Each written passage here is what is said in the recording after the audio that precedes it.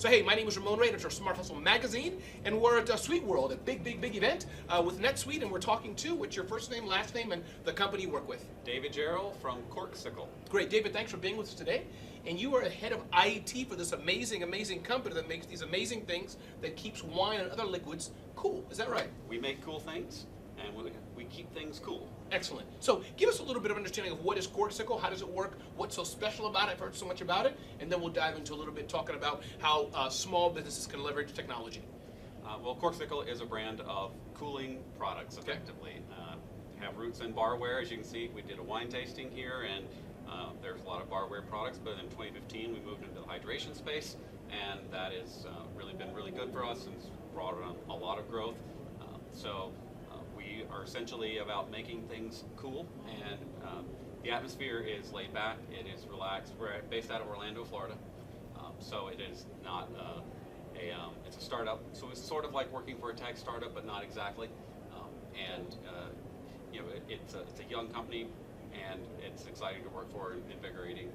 And there's not a lot of red tape. Excellent. Of cutting through. Sounds like a lot of entrepreneurship and how business should be run. And then help us understand, in particular, your role there with technology. What are some of the challenges you guys have faced? How is the company going now?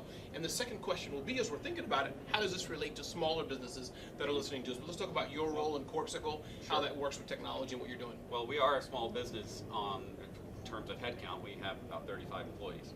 Definitely small, okay. So I am the head of IT, so to speak, such as it is. We keep IT at a bare minimum, and so I focus most of my time on NetSuite, running NetSuite, and making NetSuite, helping NetSuite grow the business. Got it. With us. So that is where I spend the vast majority of our time, and that's what NetSuite allows you to do. So instead of managing an on-premise infrastructure of servers and integrations with complicated hardware in our office, it's all hosted, it's all in the cloud, and I can work on customizing it to fit what we do and what we need instead of just keeping it alive and ticking.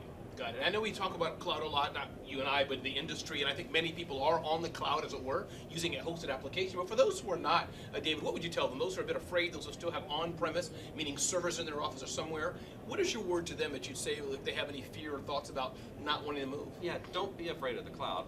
Pick your cloud partners carefully and pick your cloud partners strategically. But don't be afraid of the cloud per se, because there's so much you can offload from your daily workload.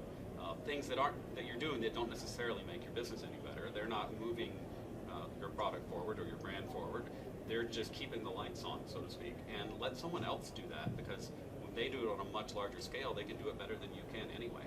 Yeah. So why don't you take your time and energy and turn IT into making the company do what it does better, or be able to do new things that it couldn't do before, instead of server patches and reboots and just keeping things working. So not everything belongs in the cloud, but more and more things are going there and can have a really good place there, and ERP is a great example of things that work very well in the cloud. So David, help us understand, as smaller businesses who have their traditional accounting package, their finance, which we all need. I'm a very small business, but as you grow and you get your inventory, you get your HR, you get your ERP needs, how do you know, listen, I'm outgrowing what I have, I need to move up to a NetSuite or other package? How do you know when that comes? How do you know when to do it and how to switch? It's a different point, it's a different tipping point for different businesses, right? Depending on what it is exactly that you're doing. But when you keep running into things that you can't do, when you keep running into things that your package doesn't support, when you need to integrate with a vendor who says, oh, you've got that, and those are kind of clues that you might have outgrown it.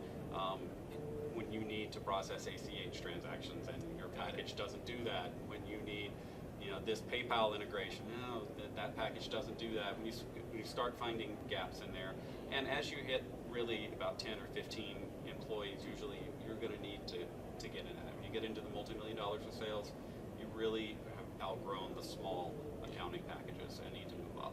And last question, what's your general advice? It's a big question, not very specific, but just advise the smaller businesses out there. You know, you've worked with smaller companies, I'm assuming maybe some larger too, but right now you're with a smaller company that's growing. What's your best tip, your best words of advice for smaller businesses, especially maybe in your field of technology and IT, that they need to know to get to the next level to grow? What's David's advice from Corkcicle for smaller businesses? For smaller, focus on what you do well, and don't spend time on things that aren't really in your wheelhouse.